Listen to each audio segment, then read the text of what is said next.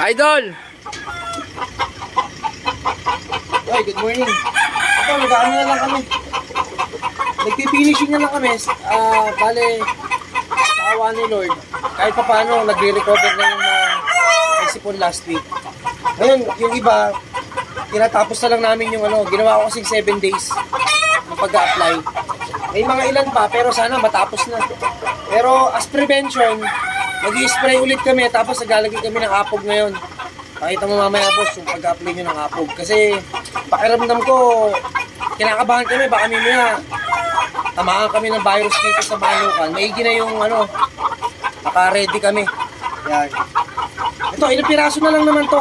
Sana magtuloy-tuloy nang mawala. Yan. Thank you.